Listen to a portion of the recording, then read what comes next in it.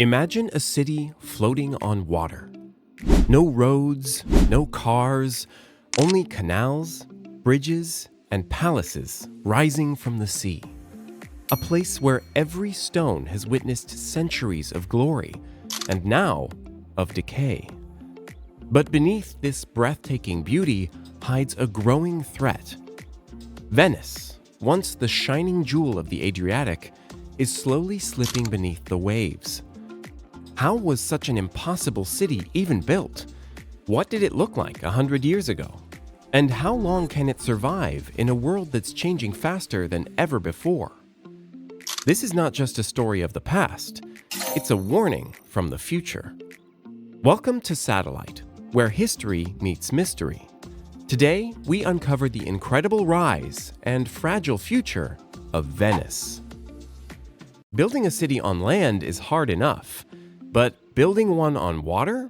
That sounds impossible. And yet, more than 1,500 years ago, a group of people fleeing war and invasion arrived here, not on solid ground, but on a marsh. They drove millions of wooden poles deep into the mud, not just to support homes, but to support history itself. These poles, mostly oak and larch, were submerged in salt water, where they didn't rot. They petrified. Over centuries, they became as hard as stone. On top of this wooden forest, Venice began to rise. Church by church, bridge by bridge, palace by palace.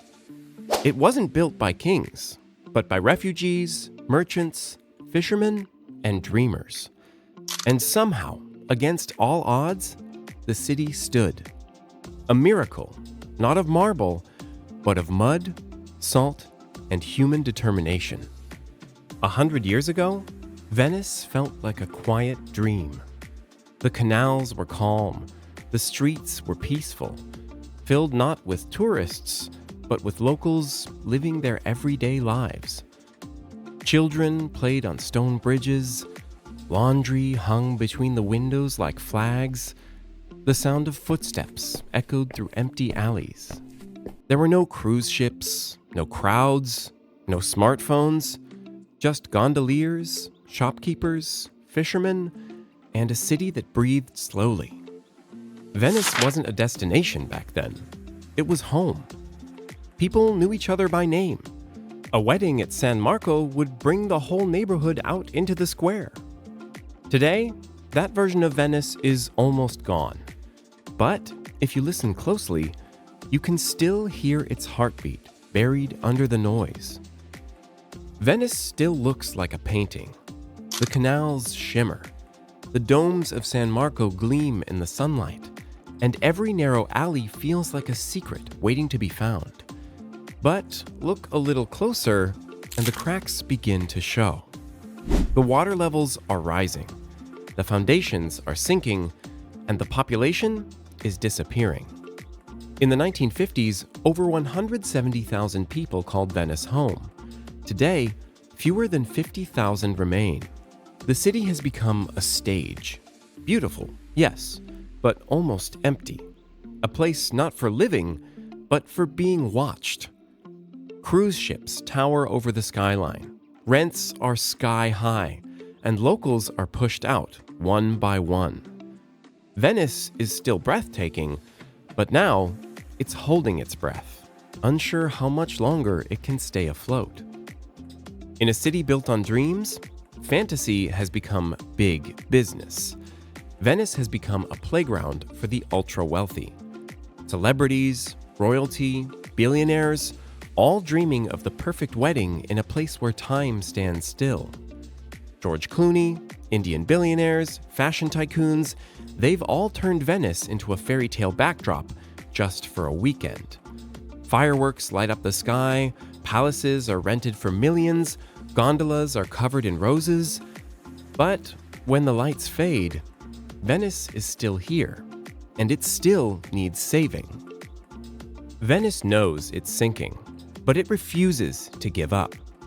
Over the past decades, engineers, scientists, and city leaders have raced against time. Their goal?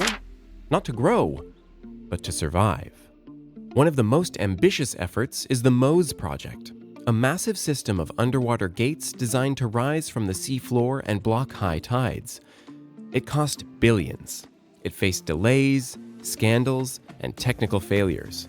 But in 2020, for the first time, the gates actually worked, saving Venice from a devastating flood. Still, MOSE is not a miracle. It buys time, but it doesn't stop the sea forever. That's why Venice is also rethinking tourism. Starting in 2025, day trippers must pay an entry fee, the first city in the world to do so. The goal isn't to close the city, but to protect it. Limit cruise ships, tax short-term rentals, and finally, give the city back to its people. Because saving Venice isn't just about buildings or water levels. It's about culture, about memory, about life itself. Venice is more than just a place. It's a memory carved in stone, floating on borrowed time. Every reflection in the water tells a story of resilience, of beauty, of a city refusing to drown. But stories can fade. Cities can vanish, unless we choose to remember them.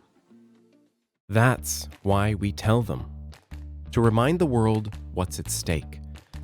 So, if this story moved you, subscribe to Satellite, because the world is full of places like Venice, and their time is running out.